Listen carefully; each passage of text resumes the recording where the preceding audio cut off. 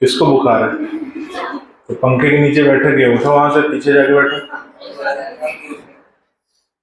बुखार है तो ये तो पहले मालूम होगा ना, पंखा तो पहले से लगा हुआ है। अभी अभी जिसको ठंड लग रही जाओ बैठो पीछे। चलिए भाई, तो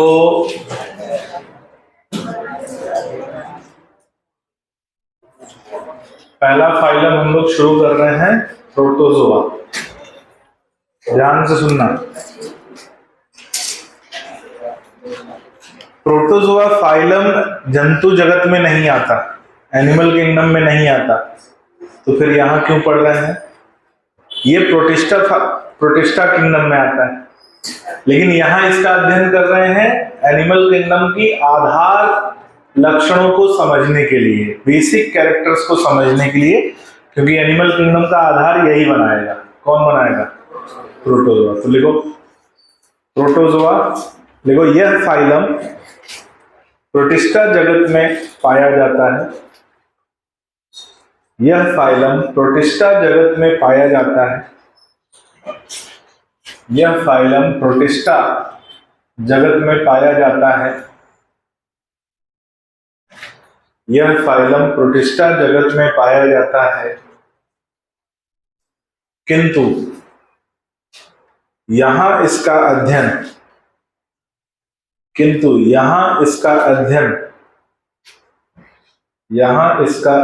जंतु जगत के आधार को समझने के लिए, किंतु यहां इसका अध्ययन जंतु जगत के आधार को समझने के लिए, यहां इसका अध्ययन जंतु जगत के आधार को समझने के लिए करते हैं। यहां इसका अध्ययन जंतु जगत के आधार को समझने के लिए करते हैं। तो प्रोटिस्टा कैसा फाइलम है भाई? इस फाइलम में एक कोशिकीय यूकैरियोटिक जंतु पाए जाते हैं। देखो, इस फाइलम में एक कोशिकीय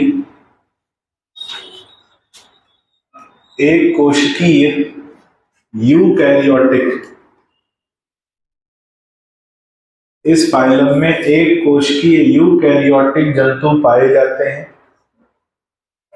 इस फाइलम में एक कोशिकीय यूकैरियोटिक जंतु पाए जाते हैं। एक कोशिकीय यूकैरियोटिक जंतु पाए जाते हैं। अगला पॉइंट, ये जलीय होते हैं तथा कुछ परजीवी रूप में भी, ये जलीय होते हैं तथा कुछ परजीवी रूप में भी पाए जाते हैं। परजीवी रूप में भी पाए जाते हैं। ठीक है।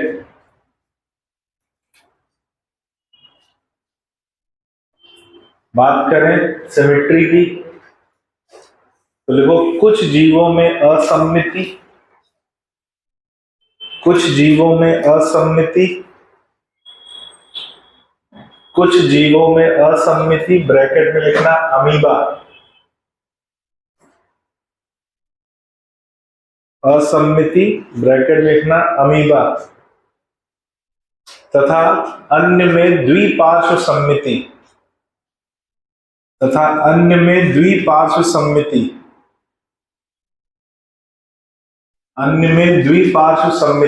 द्विपार्श्व सम्मिति पैरामीशियम यूग्लिना।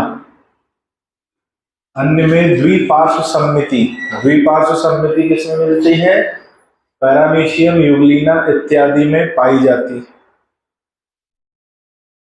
पैरामीशियम यूग्लिना इत्यादि में पाई जाती है।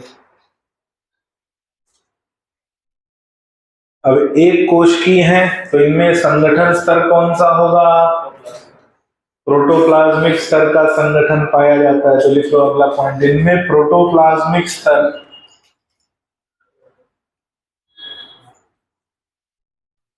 इसमें प्रोटोप्लाज्मिक स्तर का संगठन पाया जाता है।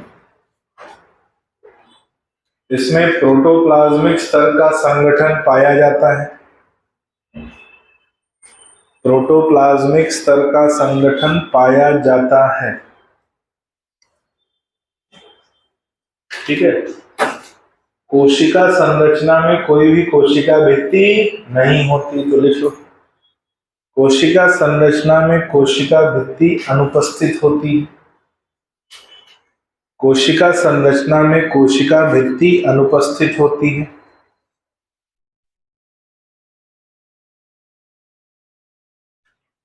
कोशिका भित्ति अनुपस्थित होती है। अगला पॉइंट आता है पोषण। पोषण की बात करें तो कुछ ऐसे हैं जो स्वपोषी होते हैं जैसे यूग्लिना, कुछ ऐसे हैं जो परपोषी होते हैं जैसे अमीबा, कुछ परजीवी होते हैं एंटामीबा, और यूग्लिना जो कि स्वपोषी भी व्यक्त करता है और परपोषी लक्षण भी व्यक्त करता है, तो उसे मिश्रित पोषी कहा जाता है। क्या कहा जाता है? मिश्रित पोषी। तो देखो कि कुछ परपोषी होते हैं, कुछ परपोषी होते हैं जैसे अमीबा, कुछ परपोषी होते हैं जैसे अमीबा। अब ये जो है अमीबा जो है परपोषी, ये मुक्त जीवी है। अमीबा ब्रैकेट में लिखना मुक्त जीवी, यानी ये किसी दूसरे के शरीर पर आश्रित नहीं होते, तो इन्हें क्या बोलते हैं? मुक्त जीवी, जो दूसरे पर आश्रित ना हो। तो अमीबा किसी दूसरे पर आश्रित नहीं रहता, परपोषण करता है और मुक्त जीवी होता है, पानी में रहता है। लिखो, कुछ परजीवी रूप में, कुछ परजीवी रूप में पोषण प्राप्त करते हैं।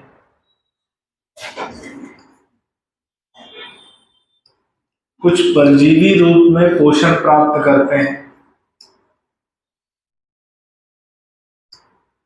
कुछ परजीवी रूप में पोषण प्राप्त करते हैं। उदाहरण एंटामीबा, प्लाज्मोडियम परजीवी रूप में पोषण प्राप्त करते हैं। अगला पॉइंट, कुछ जीव मिश्रित पोषी होते हैं।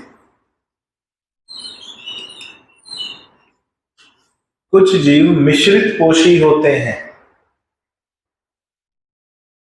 कुछ जीव मिश्रित पोषी होते हैं जिनमें स्वपोषण और परपोषण दोनों पाया जाता है।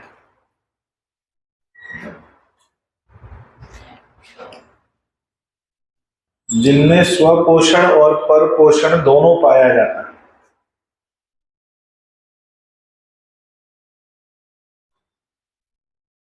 एक पॉइंट स्टार लगा के लिखना, पैरामीशियम। ध्यान से सुनना,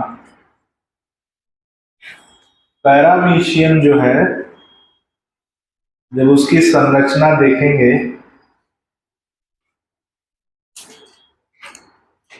तो पैरामीशियम की संरचना में एक गुहा जैसी संरचना पाई जाती है जिसे बोलते हैं गलेट। क्या बोलते हैं? गलेट। किसमें पाया जाता है? पैरामीशियम में। और पैरामीशियम में दो केंद्रक होते हैं। कितने केंद्रक? दो केंद्रक। अब ये जो गलेट है, जब ये भोजन ग्रहण करते हैं तो इसी गलेट के मार्ग से ही इनमें भोजन प्रवेश करता है। तो ये एक शुरुआती रूप है मुख गुहा का, जो ये दिखाता है कि पैरामीशियम की संरचना से मुख गुहा जैसा भाग विकसित हो रहा है, जो आगे चल के एक व्यवस्थित रूप से मुख गुहा और आहार नाल बनेगा। तो उसका बहुत शुरुआती रूप दिखता है। किस रूप में?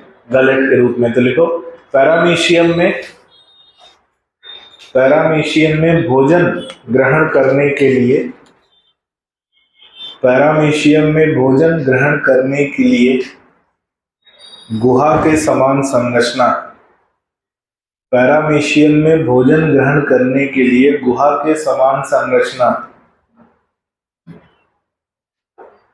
भोजन ग्रहण करने के लिए गुहा के समान संरचना पाई जाती है, जिसे गलट कहते हैं।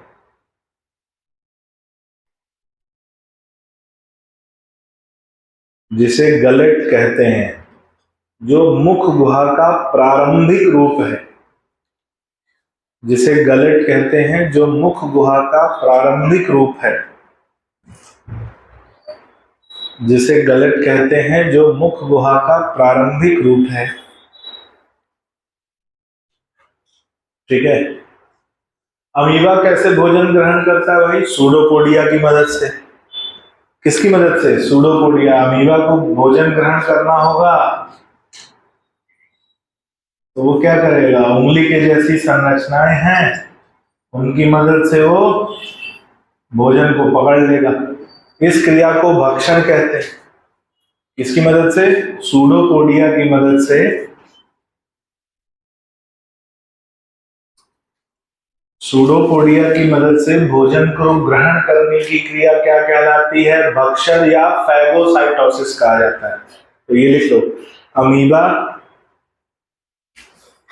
अमीबा सूडोपोडिया की मदद से,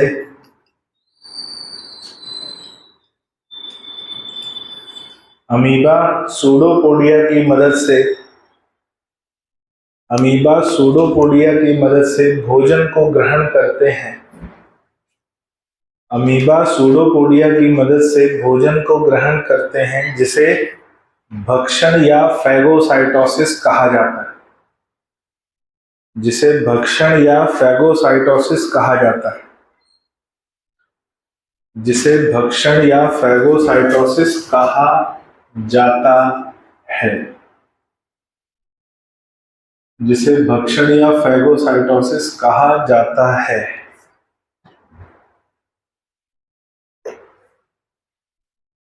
भक्षण या फैगोसाइटोसिस कहा जाता है। अगला पॉइंट,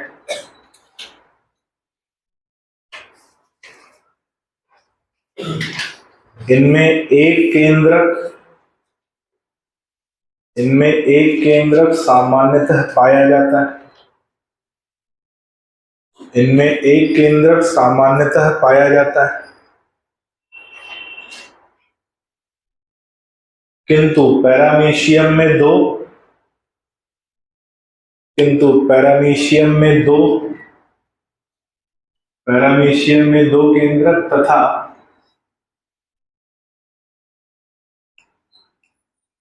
तथा अमीबा कॉस, एक खास तरह का अमीबा है जिसका नाम है अमीबा कॉस, तथा अमीबा कॉस में दो से ज्यादा केंद्रक, अमीबा कॉस में दो से ज्यादा केंद्रक पाए जाते हैं।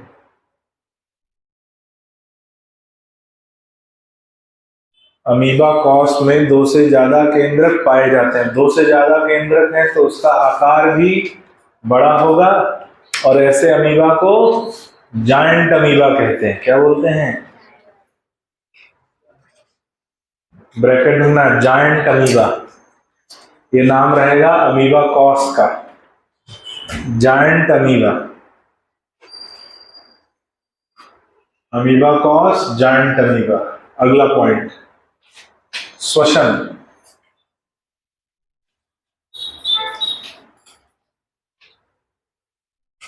अगला पॉइंट, श्वसन। गैसों का आदान प्रदान पढ़ा हुआ हमने, कोशिका झिल्ली से होता है। लिख लो, गैसों का आदान प्रदान, गैसों का आदान प्रदान कोशिका झिल्ली से पाया जाता है। कोशिका झिल्ली से पाया जाता है।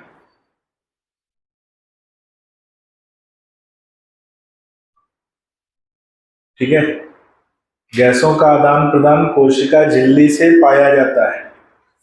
बात आती है कि अधिकांश जो प्रोटोजोआ हैं उनमें ऑक्सीश्वसन होता है, लेकिन जो अंतःपरजीवी हैं, अंतःपरजीवी मान लो कोई आंत का परजीवी है, आंत में उसे ऑक्सीजन कहाँ मिलेगा? मिलेगा। तो आंत का कोई परजीवी है, अंतःपरजीवी है, तो वो अनाक्सीश्वसन कर सकता है, लेकिन कब करेगा? जब वो अंतःपरजीवी रूप में होगा। तो लिख लो, अधिकांश में ऑक्सीश्वसन पाया जाता है, अधिकांश में ऑक्सीश्वसन पाया जाता है, किंतु अंतःपरजीवी रूप में, अधिकांश में ऑक्सीश्वसन पाया जाता है किंतु अंतःपरजीवी रूप में, किंतु अंतःपरजीवी रूप में, किस रूप में? अंतःपरजीवी रूप में।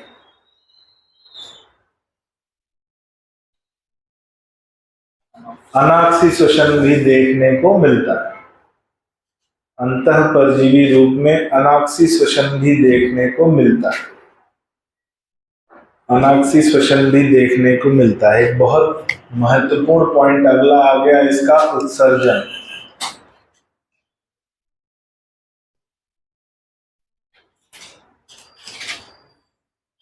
अगला एक महत्वपूर्ण पॉइंट आ गया, उत्सर्जन।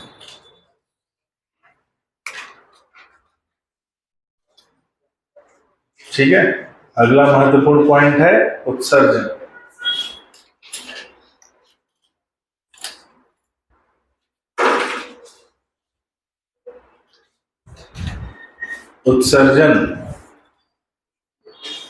उत्सर्जन के आधार पर तो ये अमोनोटेलिक होते हैं, पढ़ा है तुमने? जल में है, अमोनिया का उत्सर्जन करेंगे, तो लिख लो ये अमोनोटेलिक होते हैं, ये अमोनोटेलिक होते हैं, ये अमोनोटेलिक होते हैं। अब एक बात आती है, कुछ ऐसे प्रोटोजोआ हैं जिनमें एक कोशिकांग पाया जाता है जिसे बोलते हैं कॉन्ट्रैक्टाइल वैक्यूल या संकुचित रिक्तिका, ऐसा ही कुछ नाम है उसका, कॉन्ट्रैक्टाइल वैक्यूल या संकुचित रिक्तिका, मतलब ऐसी रिक्तिका जो संकुचित हो सकती है, इसलिए उसका नाम पड़ा कॉन्ट्रैक्टाइल वैक्यूल। ये उत्सर्जन की क्रिया में सहायता करती है। कैसे सहायता करती है? परासरण नियमन से जल संतुलन करती है। जल संतुलन कैसे? कोशिका में यदि बाहर से जल आया है तो उस जल को इकट्ठा करके बाहर फेंक दी।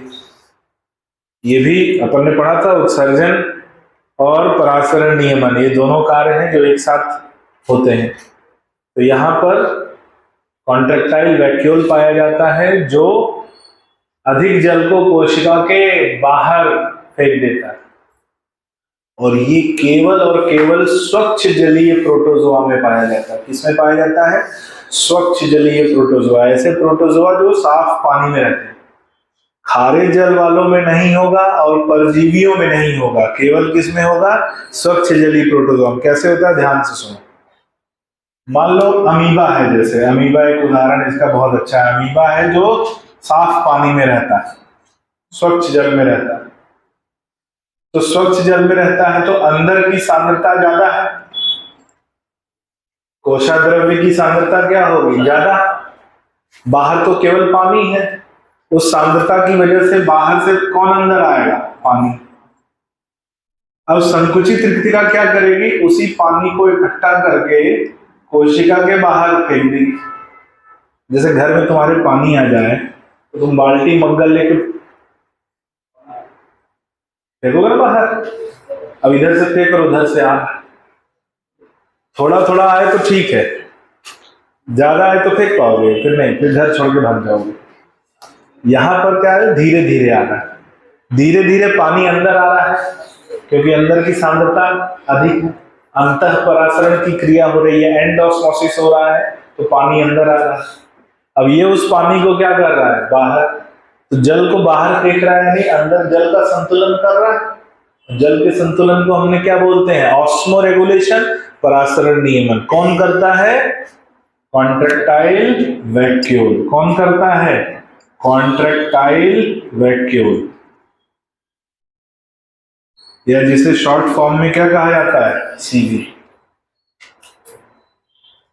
ये केवल किस में मिलेगा? स्वच्छ जलीय प्रोटोजोआ, केवल, याद रखना। अब इस पे दो क्वेश्चन आते हैं। यदि हम स्वच्छ जलीय प्रोटोजोआ को स्वच्छ जल से निकाल के खारे जल में रख दें, कहां रख दें? खारे जल में, तो क्या होगा? मर जाएगा।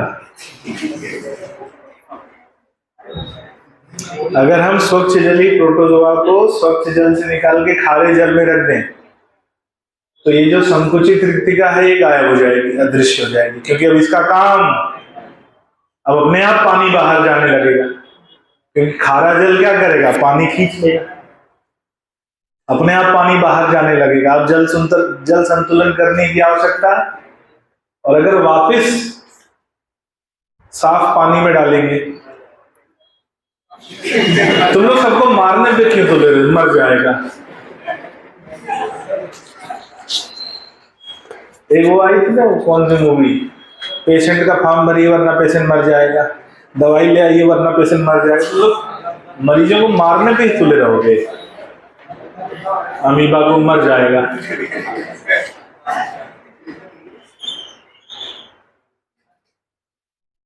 पढ़ के आओ, नहीं तो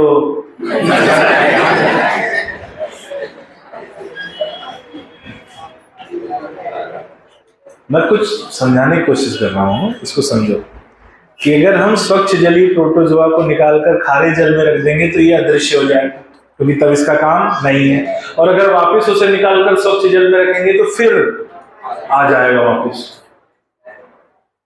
और अगर हम करें कि ये खारे जल के प्रोटोजोआ को स्वच्छ जल में डालें तो फिर नहीं आएगा। और स्वच्छ जल में डालेंगे तो पानी भरने लगेगा, भरते भरते वो फूट जाएगा।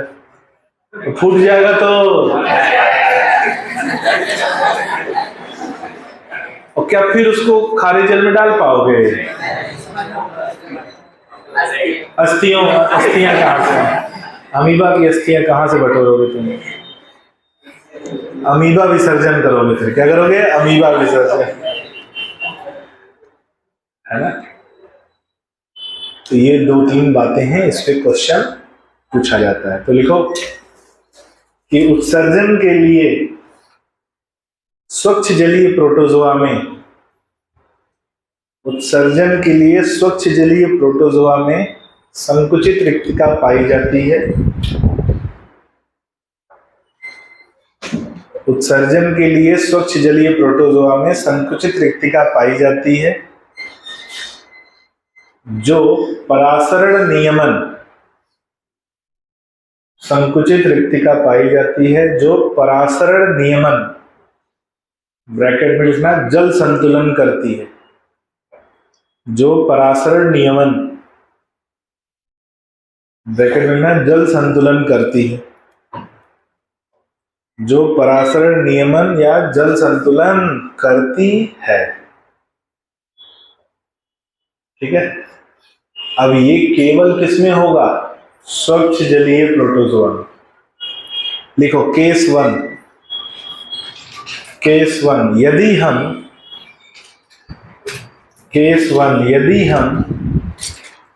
स्वच्छ जल के प्रोटोजोआ को खारे जल में डाल दें, यदि हम स्वच्छ जल के प्रोटोजोआ को खारे जल में डाल दें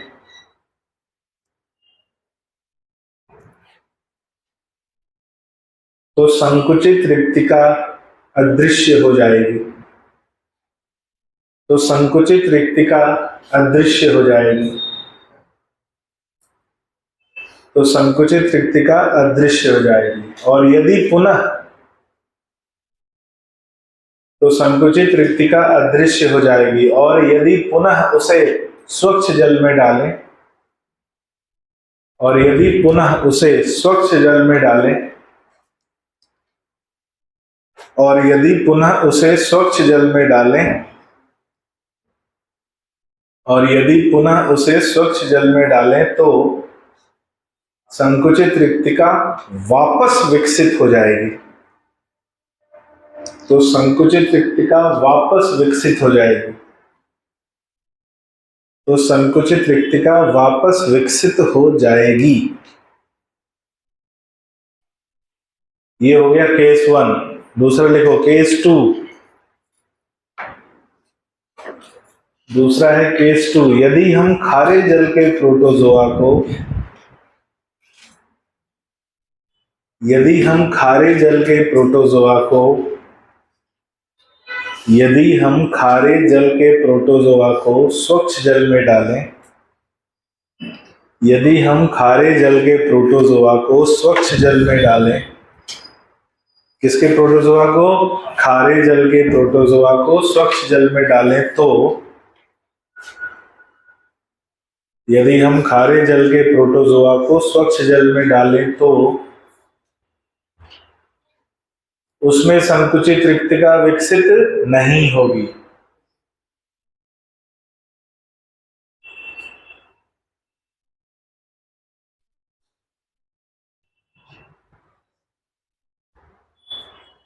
तो उसमें संकुचित रिक्तिका विकसित नहीं होगी और जल भरने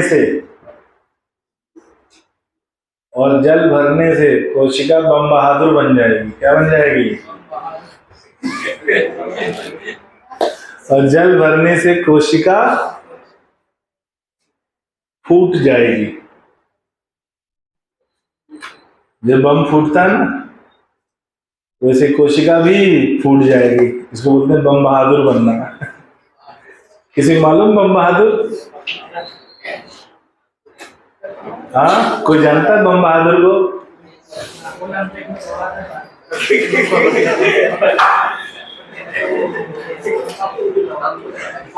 बम बहादुर को नहीं जानते तुम लोग? कैसी बात कर रहे हो यार। किस दुनिया में जी रहे हो तुम लोग? मतलब नाक कटा दी तुम लोगों ने। कितने लोग बम बहादुर को जानते हो? बम बहादुर कोई नहीं जानता। अरे पंचायत 3 में वो था ना जो बांस लेके लड़ाई करने गया। अच्छा, उसमें एक आता है कि जब लड़ाई होगी तो बांस से बचेंगे कैसे, आप देखना उसमें। तो उसमें वो एक्टिंग करके बताता है कि जब कोई दाएं तरफ बांस मारेगा तो मैं बाएं हो जाऊंगा, और आखिर में जब लड़ाई होती है तो सब भूल जाते हैं। फिर उसी बांस से उसी की पिटाई होती है। ठीक है, और पीटता है बम बहादुर। उसका नाम बहुत सही था। बोले हमारा नाम बम बहादुर, हमारे पिता का नाम रण बहादुर, हमारे दादा का नाम जंग बहादुर। बोले बहादुर तो हमारे खून में है। बहादुरी हमारे खून में। ऐसे ही था ना? याद आ रहा है अरुण? नहीं याद आ रहा है? पंचायत नहीं देखी? क्या तुम लोग देखते हैं? मिर्जापुर देख डाली। बस कवि बनने के तुम लोग कवि मत बन जाना।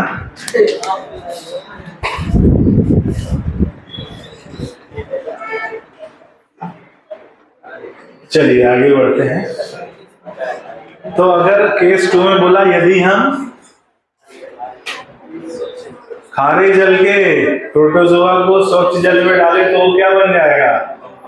बम बहादुर बन जाएगा। ठीक है, बम की तरह फूट जाएगा। अच्छा, ये हो गई बात किसकी? उत्सर्ग।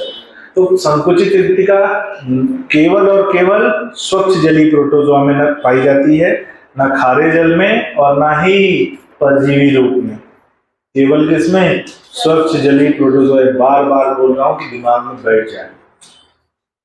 अच्छा, ये हो गई बात किसकी? उत्सर्जन की। आगे लिखो जनन। जनन की बात करेंगे।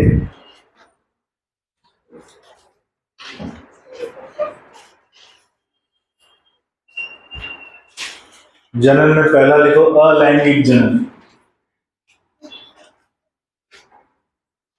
जनन में पहला पॉइंट अलैंगिक जनन। अलैंगिक जनन कल पढ़ा था, binary fission. Binary fission amoeba,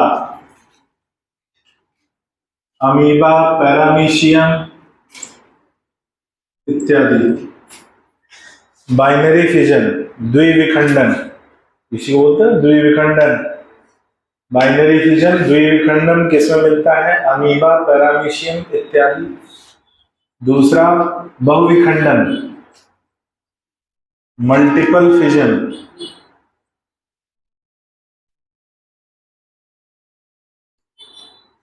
बहुविखंडन के लिए उदाहरण क्या क्या पढ़ा था कल? सब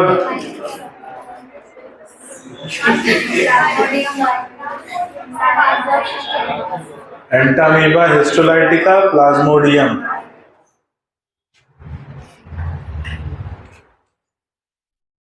कुछ तो हमको ऐसे देख रहे हैं जैसे हमने पूछ दिया है कि पृथ्वी से मंगल ग्रह की दूरी कितनी है।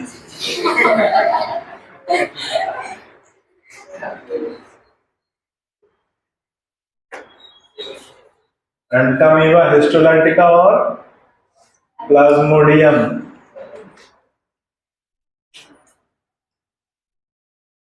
तीसरा याद करो, स्पोर फॉर्मेशन, स्पोर का निर्माण। वो भी किसमें? प्लाज्मोडियम वाइवेक्स में बात की थी। स्पोर का निर्माण हो रहा है। ये हो गए अलैंगिक जनन। लैंगिक जनन,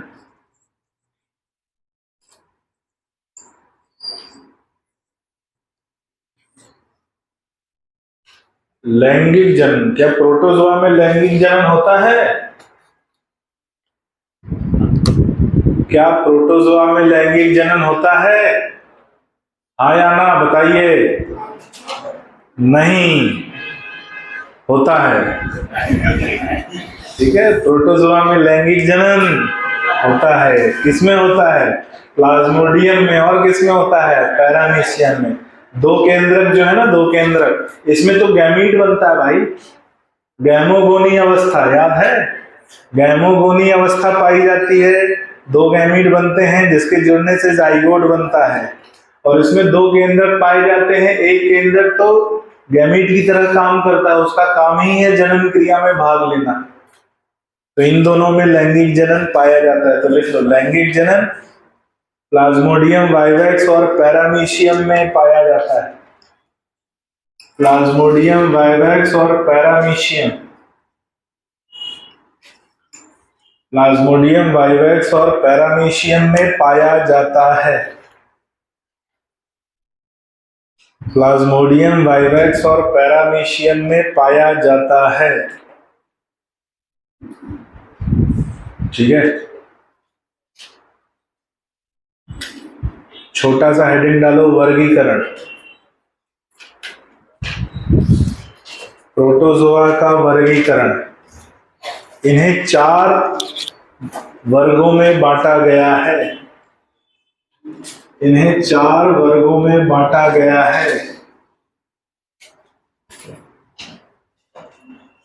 इन्हें 4 वर्गों में बांटा गया है। कभी नाम आ जाए तो याद रखना। 4 वर्गों में बांटा गया है। पहला वर्ग है सार्कोडीना।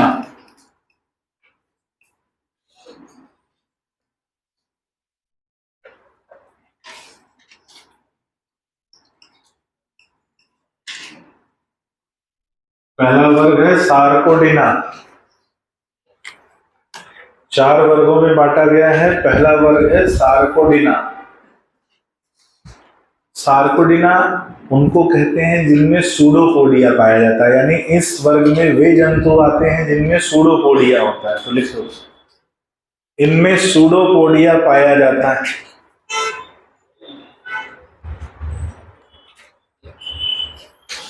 और ये हमें 2 उदाहरण याद रखना है, अमीबा और एंटामीबा। सार्कोडीना में लिखना, इनमें सूडोपोडिया पाया जाता है, अमीबा और एंटामीबा। इनमें सूडोपोडिया पाया जाता है, अमीबा और एंटामीबा। ये बात है किसकी? सार्कोडिना की। दूसरा आता है मेस्टियोफोरा,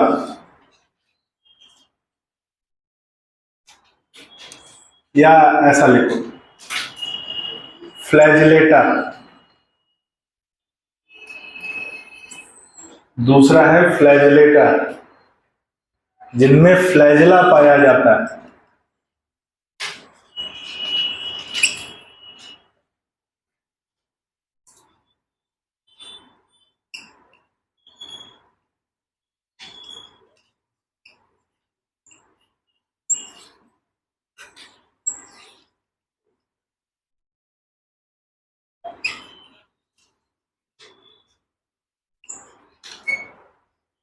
जिनमें फ्लैजिला पाया जाता है उन्हें कहते हैं फ्लैजिलेटा।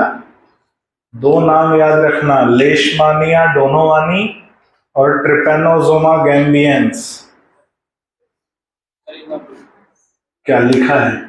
लेशमानिया डोनोवानी और ट्रिपेनोसोमा गैम्बियंस। एक बार नहीं 10 बार बोलेंगे तो भी नहीं लिख पाओगे, इसलिए देख कर लिखो। लेशमानिया डोनोवानी, इससे एक बीमारी होती है,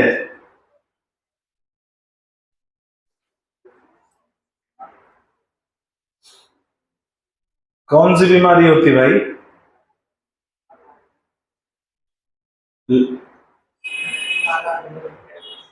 लेशमानिया डोनोवानी से बहुत अच्छे एक बीमारी होती है जिसका नाम है काला आजार, और इससे भी एक बीमारी होती है निद्रा रोग, जिसे बोलते हैं स्लीपिंग सिकनेस या African sleeping sickness. African sleeping sickness, ठीक है, निद्रा रोग। अच्छा, काला आजार को डमडम रोग भी कहा जाता है, छीन टपाक डमडम।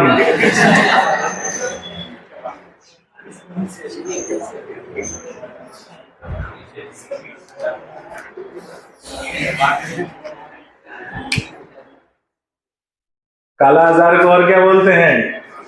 छीन टपाक टमटम, यही बोलते हैं। क्या चल रहा है? छीन टपाक डमडम है ना, ऐसे ही कुछ नहीं मालूम है। बाकी लोग इंस्टाग्राम पे ही चल रहे हो आजकल, लग रहा है।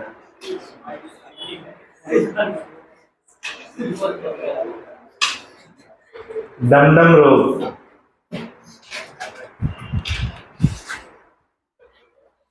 ठीक है।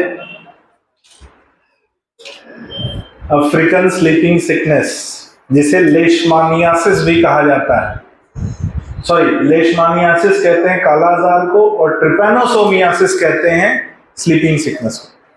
ये किससे हो रहा है? लेशमानिया से, इसलिए नाम क्या है? लेशमानियासिस। इस रोग का एक और नाम है। ये हो रहा है ट्रिपेनोसोमा से, इसका एक और नाम है ट्रिपेनोसोमियासिस। सर बीमारी का नाम ही नहीं याद हो रहा है, उपचार कहां से याद होगा? तो डॉक्टर बनना तुम लोग मजाक समझ रहे हो क्या? बहुत पढ़ना पड़ता है। लिख दें, इसको कहते हैं लेशमानियासिस, और इसको बोलते हैं ट्रिपेनोसोमियासिस।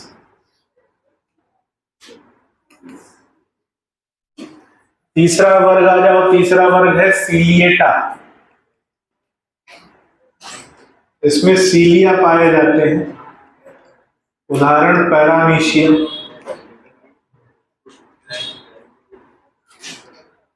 सीलिएटा में सीलिया पाए जाते हैं, उदाहरण पैरामीशियम।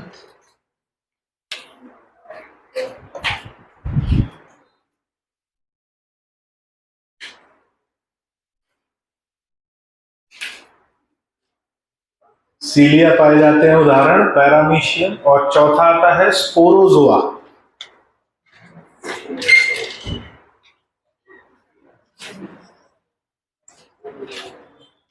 स्पोरोजोआ, इनमें कोई भी प्रचलन अंग नहीं होते। स्पोरोजोआ में लिखेंगे, इनमें कोई भी प्रचलन अंग नहीं होते।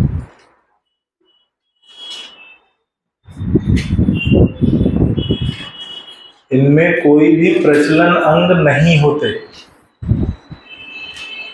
उदाहरण प्लाज्मोडियम वाइवैक्स,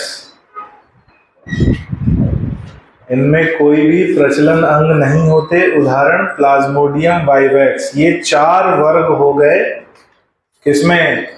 प्रोटोजोआ फाइलम में। कितने वर्ग हो गए? 4।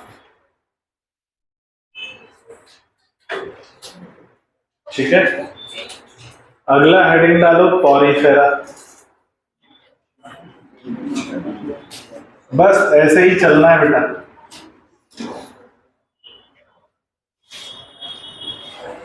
अब शुरू होता है जंतु जगत।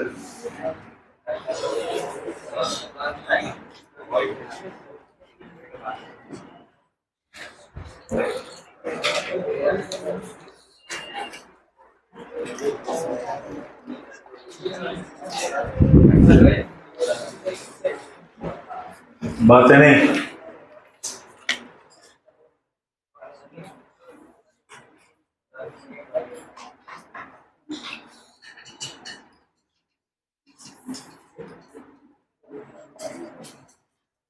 ध्यान से सुनो।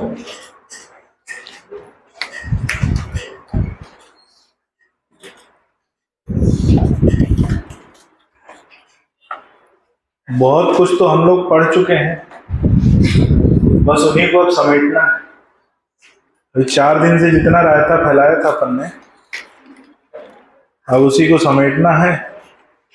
तो आप पाओगे कि हम कुछ नया नहीं पढ़ेंगे, बहुत ऐसी कमी सूचनाएं हैं जो हम लोग नई देखेंगे।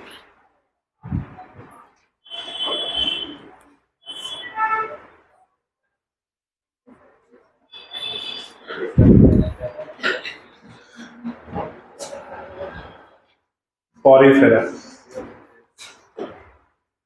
देखो, इस फाइलम में उपस्थित जीव बहुकोशिकीय होते हैं। इस फाइलम में उपस्थित जीव बहुकोशिकीय होते हैं। इस फाइलम में उपस्थित जीव बहुकोशिकीय होते हैं। अगला पॉइंट,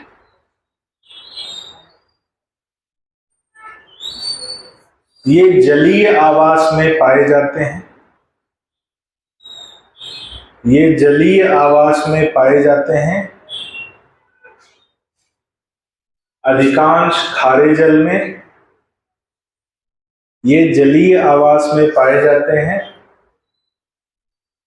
ये जलीय आवास में पाए जाते हैं, कौमा, अधिकांश खारे जल में तथा कुछ स्वच्छ जलीय होते हैं।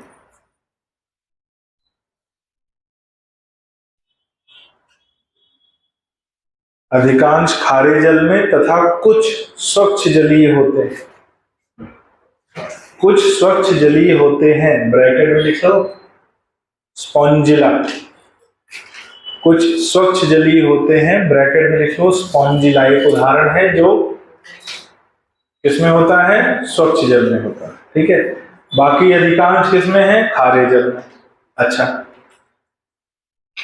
ये जो जीव हैं ये अगतिशील होते हैं, यानी गति नहीं करते, और जहां भी रहते हैं वहां किसी सतह या किसी पत्थर या किसी आधार से जुड़े हुए पाए जाते हैं। तो लिख लो, ये जीव अगतिशील होते हैं। ये जीव अगतिशील होते हैं। ये जीव अगतिशील होते हैं तथा किसी सतह या चट्टान पर अपने आधार द्वारा जुड़े होते हैं। किसी सतह या चट्टान पर अपने आधार द्वारा जुड़े होते हैं। किसी सतह या चट्टान पर अपने आधार द्वारा जुड़े होते हैं। अपने आधार द्वारा जुड़े होते हैं। अच्छा, इनका जो संरचना है वो मुख्यतः असम्मिति होती है, लेकिन कुछ में आरीय सम्मिति पाई जाती है। तो देखो, अधिकांश जीवों में असम्मिति तथा कुछ में अधिकांश जीवों में असम्मिति तथा कुछ में आरीय सम्मिति पाई जाती, तथा कुछ में आरीय सम्मिति पाई जाती। अधिकांश में कैसा है? असम्मिति, और कुछ में क्या मिलेगा? आरीय सम्मिति। ठीक है, बहुकोशिकीय हैं। लिखो, इनके शरीर में बहुत सारे छिद्र पाए जाते हैं। इनके शरीर में बहुत सारे छिद्र पाए जाते हैं।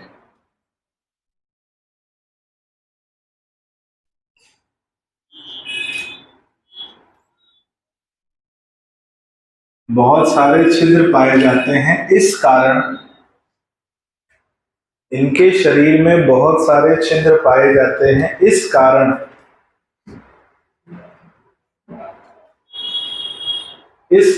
इन्हें स्पंज भी कहा जाता है। इस कारण इन्हें स्पंज भी कहा जाता है। बहुत सारे छिद्र होते हैं, इसीलिए इन्हें स्पॉन्ज या स्पंज कहते हैं। और इसीलिए इनका नाम पॉरीफेरा पड़ा। पॉरी मतलब पोर्स, पोर्स मतलब छिद्र, जिनमें बहुत सारे छिद्र हो, इसलिए नाम पड़ा पॉरीफेरा। इसीलिए इनका नाम पॉरीफेरा पड़ा। इसीलिए इनका नाम पॉरीफेरा पड़ा। ठीक है,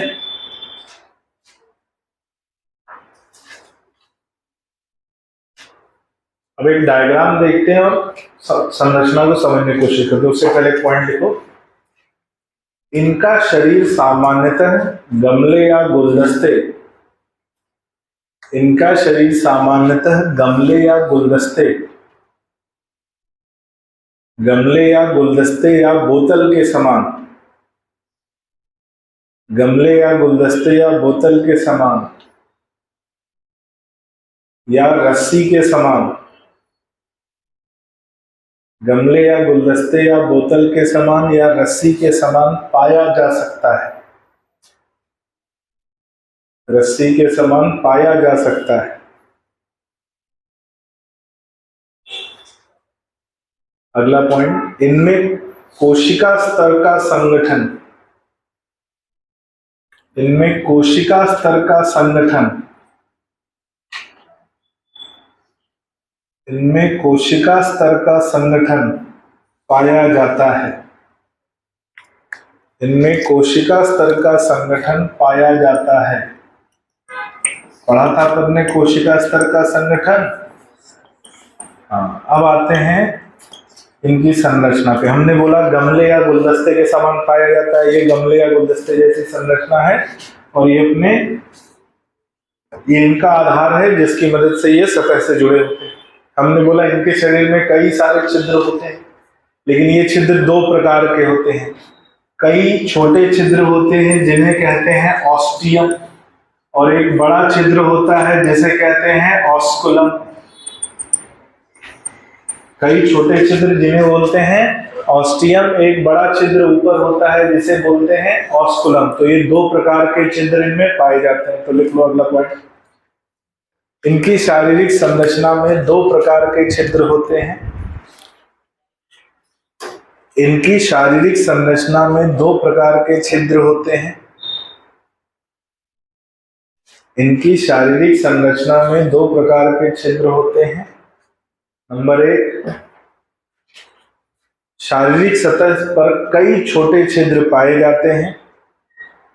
नंबर एक, शारीरिक सतह पर कई छोटे छिद्र पाए जाते हैं। शारीरिक सतह पर कई छोटे छिद्र पाए जाते हैं जिन्हें ऑस्टियम कहते हैं। शारीरिक सतह पर कई छोटे छिद्र पाए जाते हैं जिन्हें ऑस्टियम कहते हैं, जिन्हें ऑस्टियम कहते हैं। नंबर दो लिखो, ऊपरी भाग में एक बड़ा छिद्र होता है। ऊपरी भाग में एक बड़ा छिद्र होता है जिसे ऑस्कुलम कहते हैं। ऊपरी भाग में एक बड़ा छिद्र होता है जिसे ऑस्कुलम कहते हैं। ऊपरी भाग में एक बड़ा छिद्र होता है जिसे ऑस्कुलम कहते हैं, कई छोटे छिद्र ऑस्टियम, एक बड़ा छिद्र ऑस्कुलम। कितने प्रकार के छिद्र? दो तरह के। छिद्रों की वजह से ही इन्हें कहते हैं स्पंज, और इसी वजह से नाम पड़ा पॉरीफेरा। संगठन स्तर कौन सा है? कोशिका स्तर का संगठन। सम्मिति कैसी है? अधिकांश में असम्मिति, कुछ में आरीय सम्मिति। शरीर की आकृति कैसी दिखती है? गमले के जैसी। ठीक है। आवास क्या है भाई? अधिकांश खारे जल में रहते हैं, कुछ स्वच्छ जलीय होते हैं, उदाहरण स्पॉन्जिला। जनन परतें कितनी होती हैं? दो। ये द्विस्तरीय होते हैं, डिप्लोब्लास्टिक होते हैं। अगला पॉइंट देखो, ये द्विस्तरीय होते हैं, ये द्विस्तरीय होते हैं तथा इनमें दो जनन परतें पाई जाती हैं। ये द्विस्तरीय होते हैं तथा इनमें दो जनन परतें पाई जाती हैं।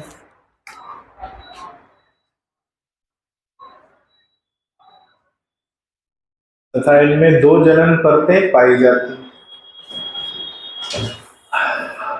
अब बताओ, सीलोमिक गुहा पढ़ा था? तो सीलोमिक गुहा के आधार पर इनका उदाहरण, इनका नाम किसमें आया था? ए सीलोमेट में, अगुही में। तो अगला पॉइंट लिखो, ये ए सीलोमेट होते हैं, ये ए सीलोमेट होते हैं।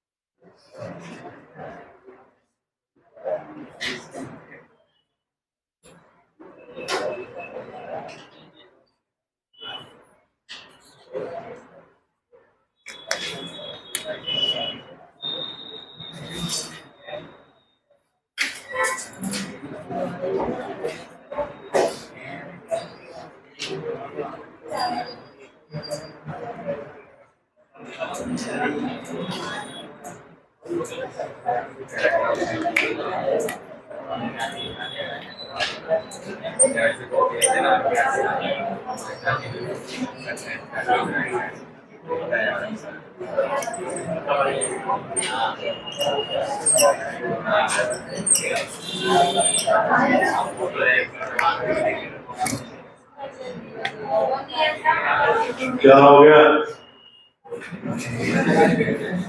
क्या पंचायत चल रही?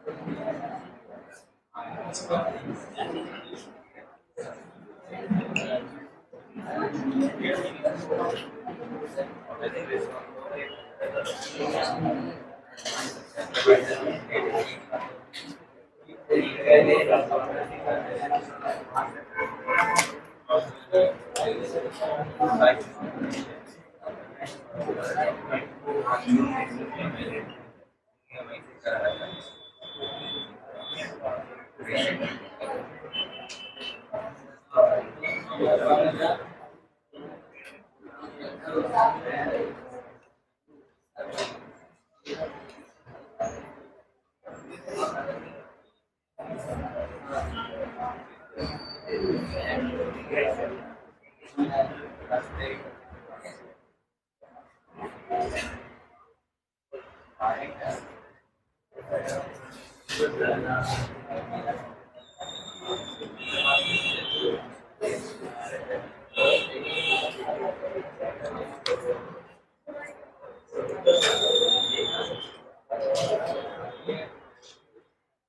ध्यान से देखो,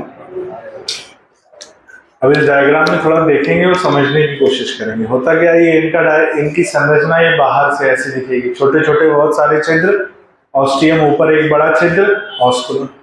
यदि हम इनको लंबवत काट दें, कैसे काट दें? लंबवत काट दें, तो अंदर इनका जो है ना खोखला भाग दिखता है। अंदर से ये कैसे दिखते हैं? खोखले। अब इनकी ये शरीर की सतह है और अंदर एक गुहा है, उस गुहा को कहते हैं स्पॉन्जोसील। और ये सीलोमिक गुहा नहीं है, ये सीलोमिक गुहा नहीं है। जैसे मैं बता रहा हूं कि मैंने बोला कि अगर मैं हाथ ऐसे कर लूंगा तो ये गुहा बनेगी, तो क्या वो मेरे शरीर की गुहा है? नहीं। ऐसा ये देखो, इनकी शरीर, ये भाग इनका शरीर है और शरीर के अंदर क्या है? गुहा। उस गुहा को नाम दिया है स्पॉन्जोसील। ध्यान रहेगा। अब इनकी शारीरिक भित्ति में दो परतें, बाहर की परत को कहते हैं पिनेकोडर्म, अंदर की परत को कहते हैं कोइनोडर्म, और इन दोनों के बीच में एक पतली जिलेटिन की परत पाई जाती है जिसे कहते हैं मीजोहाइम। क्या बोलते हैं? मीजोहाइम, या कहीं कहीं इसे मीजोग्लिया भी बोल देते हैं, लेकिन मीजोग्लिया इसके लिए सही शब्द नहीं है। इसके लिए जो सही शब्द है वो क्या है? मीजोहाइम। अब तो ये दो परतें हैं। जो अंदर की परत है वो कौन सी है? कोइनोडर्म। और इस कोइनोडर्म परत में कुछ खास कोशिकाएं पाई जाती हैं जिन्हें कहते हैं कोइनोसाइट्स। ये फ्लैजेला युक्त कोशिकाएं होती हैं। कैसी कोशिकाएं होती हैं? फ्लैजेला युक्त कोशिका होती हैं। इनमें कॉलर भी पाया जाता है। क्या पाया जाता है? कॉलर। और इसीलिए इन्हें कॉलर सेल्स या कोइनोसाइट्स कहा जाता है। ये पाई जाती हैं कौन सी परत में? कोइनोडर्म में। किसकी तरफ होती हैं? स्पॉन्जोसील की तरफ होती है। इनमें उपस्थित होता है फ्लैजेला। इसी फ्लैजेला में जब घुमाव होता है तो जल में तरंग उत्पन्न होती है। क्या उत्पन्न होती है? तरंग। तो इसी फ्लैजेला की वजह से जल में बहाव उत्पन्न होता है और जल बाहर निकलता है। कहां से निकलता है? ऑस्कुलम से। ऑस्कुलम से बाहर निकलता है तो ऑस्टियम से जल अंदर प्रवेश करता है। ऑस्कुलम से बाहर निकलेगा जल, तो ऑस्टियम से जल अंदर प्रवेश करेगा। ये जल का बहाव किसकी वजह से हो रहा है? कोइनोसाइट की वजह से। इसे बोलते हैं वाटर कैनाल सिस्टम या जल नाल तंत्र। क्या बोलते हैं? वाटर कैनाल सिस्टम या जल नाल तंत्र, जो केवल और केवल किसमें पाया जाता है? कॉरिफेरा में। तो जल नाल तंत्र का पाया जाना और कोइनोसाइट का पाया जाना, ये किसका विशेष लक्षण है? कॉरिफेरा का विशेष लक्षण। ये डायग्राम बना लीजिए।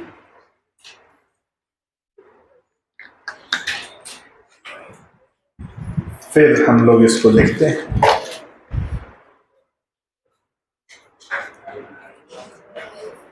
फिर फोटो ले रहा है? बनाओ इसको।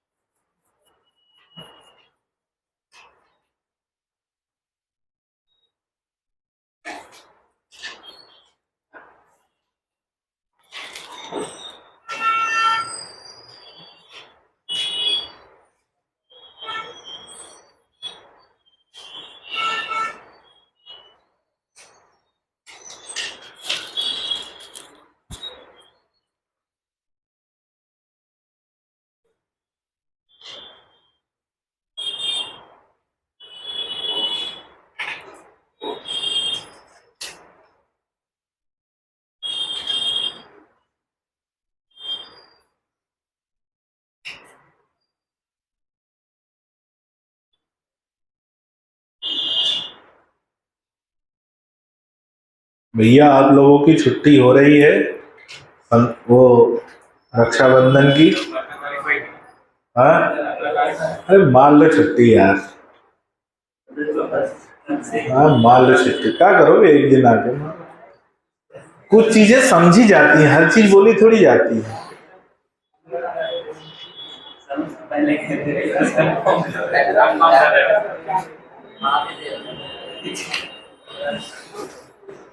हम बोल नहीं रहे हैं, बता रहे हैं। समझदार को इशारा काफी है।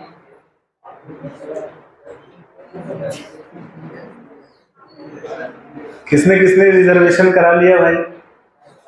रिजर्वेशन वाले वो 14 को पहले ही करा लिए होंगे, वो नहीं रुकेंगे। जिसने जिसने रिजर्वेशन करवा लिया है वो नहीं जाना है, घर यहीं है। हाँ ये कितने बच्चे हैं जो घर नहीं जा रहे हैं? नहीं जा रहे हो, ठीक है। कहाँ घर है तुम्हारा? बहुत दूर है, 3 दिन लगता है जाने में।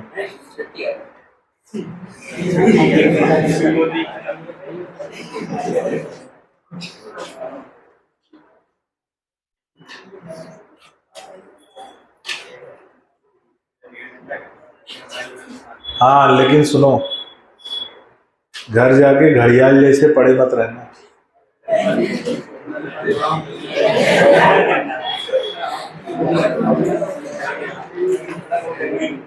पढ़ाई करनी है, क्योंकि सुन लो एक बात ध्यान से, 15 अगस्त से 26 जनवरी के बीच में, 15 अगस्त से 26 जनवरी यही है समय पढ़ाई का। तो अभी तक जो चल रहा था ये पढ़ाई की शुरुआत थी। 15 अगस्त से लौट के आओगे ना तुम लोग, मतलब रक्षाबंधन से, तो वहां से आपकी जो पढ़ाई शुरू होगी वो 26 जनवरी से पहले खत्म होगी। फिर ये मानसिक रूप से तैयार होके आना कि आजादी दुनिया को मिली है, हमें नहीं। हमें आजादी मिलेगी कब? 5 मई के बाद, 4 मई, जब भी हो एक ही बात है। तो हमें आजादी तभी मिलेगी। तो इसलिए इस बार 15 अगस्त घर से ऐसे मना के आना कि भाई आजादी खत्म हो रही, मिल नहीं रही है, खत्म हो रही। और फिर मेहनत करने के लिए तैयार हो जाना। यही है सितंबर, अक्टूबर, नवंबर, दिसंबर, जनवरी, सब इसी में रायता फैलेगा। हाँ सोमिल, दिवाली की छुट्टी दिवाली में देखेंगे। किसको किसको दिवाली छुट्टी चाहिए? बम बहादुर बना इसको। हाँ दिवाली तक तो तुम्हारे सिर पे ना इतना सिलेबस का पहाड़ खड़ा हो चुका होगा कि तुम खुद ही फूट रहे होगे। बम थोड़ी फूटे हैं। और अभी जा रहे हो घर, बढ़िया खा पी के आना, इतना खा पी लेना कि दिवाली तक टिक जाए। फिर दिवाली में जाना तब खा पी लेना कि होली तक टिक जाए। फिर होली में जाना खा पी लेना कि एग्जाम तक टिक जाए। हाँ तो होली में नहीं जाना होता है तो यही मना लेना, क्या करना है, कीचड़ निकाल के एक दूसरे को पोतना है। होली कैसे मनाते हैं?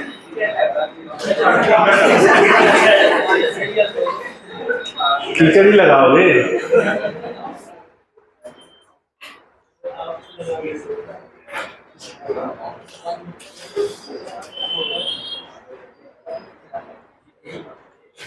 चलिए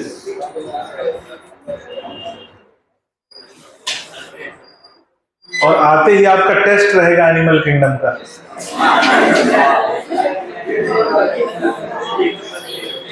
जैसे ही लौट के आओगे तो मेरे ख्याल से आते के अगले संडे को ही आपका टेस्ट रहेगा। मंगलवार को आप लोग आओगे और रविवार को आपको वीर बना दिया जाएगा। वीरवार, वीर तुम बढ़े चलो, वीर तुम, सामने पहाड़ है, सिंह की दहाड़ है ना।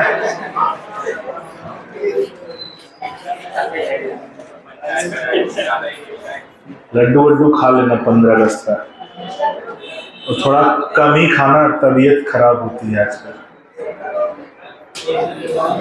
कहाँ खाओगे? यहाँ कहाँ खाओगे? यहाँ रहोगे नहीं तो कहाँ खाओगे? 15 अगस्त और 26 जनवरी दिन तो हम क्लास लगा ही नहीं सकते भाई। 16 अगस्त को हम जेल में नजर आएंगे, है ना। उस दिन तो प्रशासनिक आदेश रहता है कि इस दिन कोई किसी को नहीं पढ़ाएगा।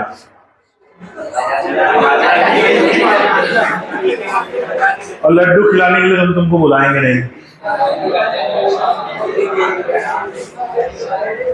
ठीक है।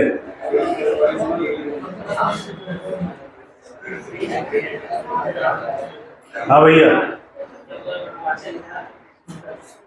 14 को आजाद कर दे तुमको। इस्लामाबाद में बैठे हो, हैं? 14 को ही आजाद हो जाओगे। कराची से आए हो। 14 को नहीं, 14 को नहीं लड्डू, 14 को अलग होता है, तुम समझ नहीं रहे। 15 मतलब 15।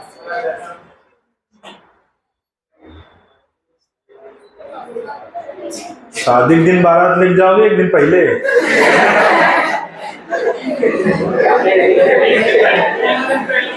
ये तो 1 महीने पहले धरना दे ना, हमारा तंबू यही करेगा। चलिए भाई, लक्षण तो लक्षण तो ऐसे लग रहे हैं कि हो ना पाए। चलो आगे बढ़ते हैं, ध्यान से सुनो। अब जनरली हम बोलते नहीं, लेकिन बोल दे रहे हैं। पहले हमारा देश किसान प्रधान देश था। ध्यान से सुनो, पहले हमारा देश किसान प्रधान देश था।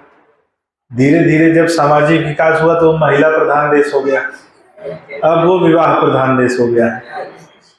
क्या हो गया है? विवाह प्रधान। लेकिन अब वो भी नहीं हो रहा है। अब वो भी, है ना, कुछ समय बाद, अब आने वाला समय क्या होगा ये मालूम तो नहीं है कि, लेकिन परिवर्तन आ रहा है। परिवर्तन आ रहा है। परिवर्तन किस दिशा में आ रहा है ये अभी मालूम नहीं है, लेकिन परिवर्तन आ रहा है। 1-2 साल में चीजें स्पष्ट हो जाएंगी। तो ये हमारे देश, तो आता ना, हमारा देश बदल रहा है। आगे कहां बढ़ रहा है ये नहीं मालूम, बस बदल रहा है। अच्छा आप सोचो, एक सुबह सुबह ये गाना सुनाई देता होगा, सुबह सुबह, है ना, 7-8 बजे जब वो कूड़े वाला आता है तो गाना बताता है कि, वो बताता है कि हमारा देश बदल रहा है, आगे बढ़ रहा है। कहां बदल रहा है, किधर बढ़ रहा है, बोलो ये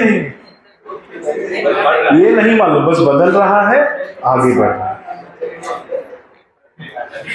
नीट का पेपर लीक हो रहा है ना, कट ऑफ आगे बढ़ रहा है, पेपर आसान बनाया जा रहा है, एग्जाम की जो प्रवृत्ति है, उसका जो मैनेजमेंट है, उस पर लोगों का विश्वास खत्म हो रहा है।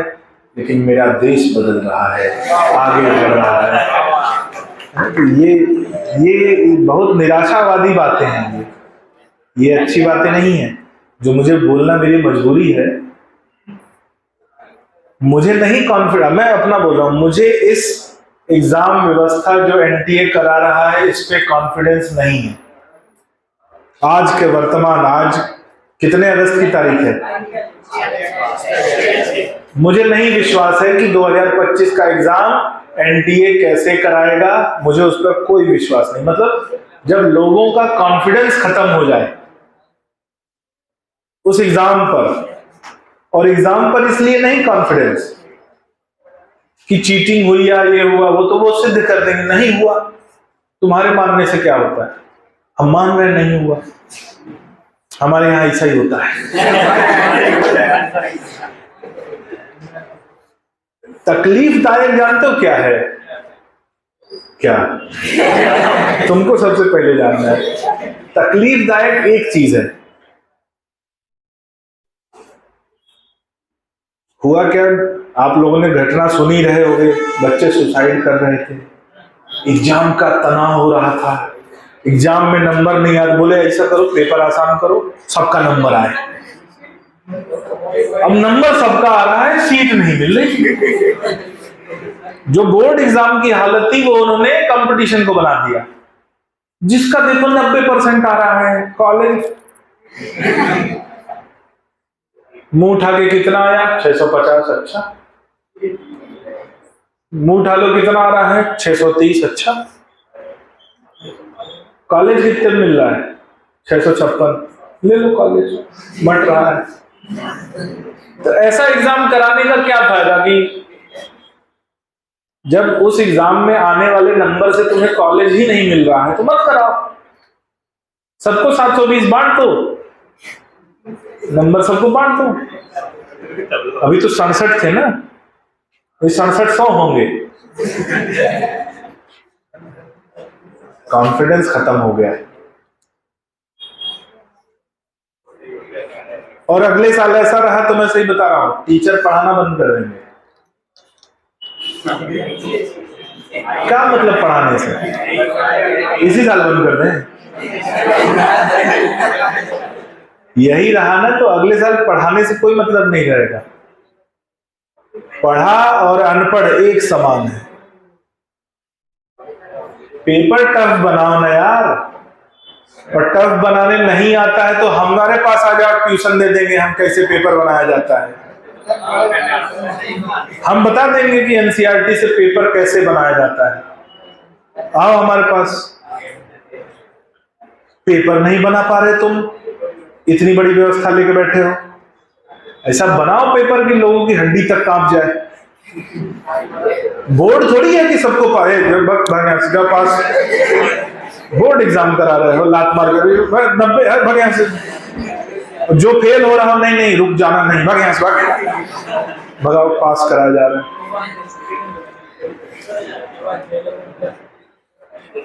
बोर्ड एग्जाम है ये,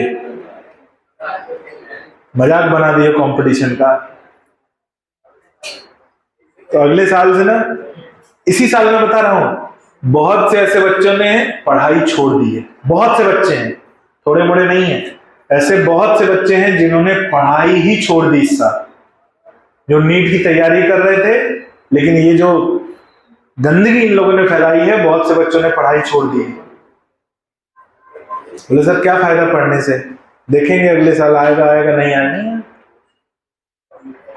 और ये आने वाले समय के लिए बहुत खतरनाक है। आने वाले समय के लिए बहुत खतरनाक है। ये सब पढ़ाने से क्या फायदा जब एग्जाम में तुमसे पूछेंगे क से कलम, ग से गधा।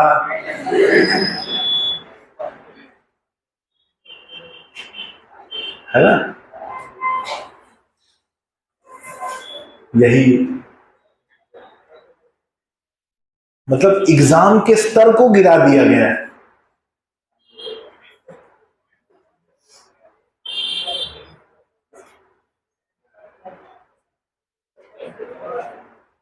किसने मांगा आसान पेपर?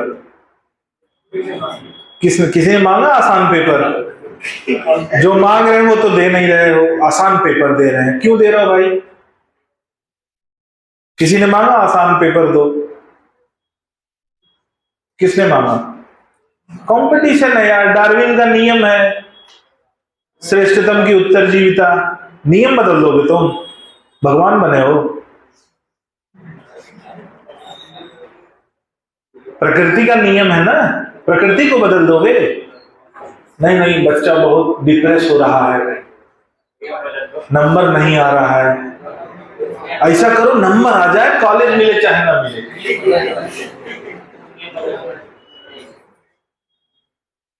भगवान बनने चले। चलो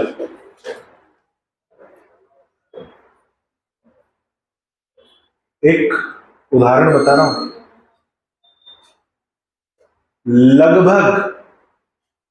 लगभग 12 लाख बच्चों ने, लगभग बता रहा हूं मैं, इस साल पढ़ाई पर से विश्वास खत्म हो गया, उन्होंने पढ़ाई छोड़ दी।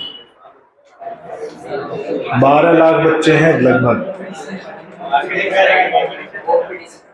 हाँ, कंपटीशन खत्म नहीं, कंपटीशन है ही नहीं। कंपटीशन compete करने योग्य बचा ही नहीं। अब मान लो तुम पढ़ लो, 700 नंबर आ जाए, तुमको कॉलेज ना मिले, वो पढ़ाई किसी काम की है? कि वो नीट स्कोर कार्ड मुंह पे चिपका के घूमोगे,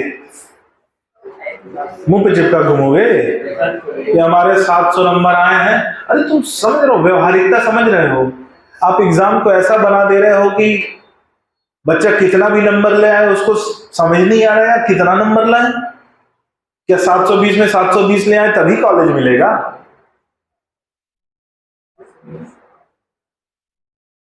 एग्जाम की व्यवहारिकता कुछ होती है? व्यवहारिकता खत्म हो गई। एक डेटा बता रहा हूं तुमको, ध्यान से सुनना। 2019 नीट का परीक्षा 685 नंबर पे ऑल इंडिया रैंक 15 थी जनरल की। 685 नंबर पे all India rank 15 general. 2024 685 number पे ऑल इंडिया रैंक 7100।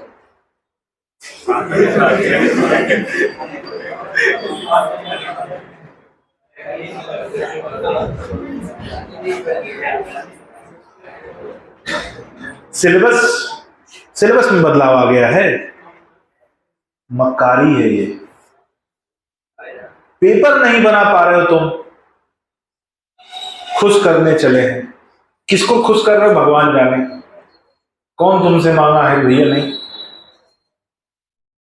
ये कितना बड़ा डेटा है समझ लो। 2019 में, कोविड से पहले वाले साल की बात बता रहा हूं, 2019 में 685 नंबर पे जनरल रैंक थी, all India rank 15, Maulana Azad medical college मिला है। और 2024 में उसी नंबर पे ऑल इंडिया रैंक है 7100। 7100 ऑल इंडिया रैंक है। भगवान तुम समझ सकते हो कि कितना। और अगर ये हालत रही ना तो अगले साल, मैं बता रहा हूं, अगले साल 685 नंबर पे कम से कम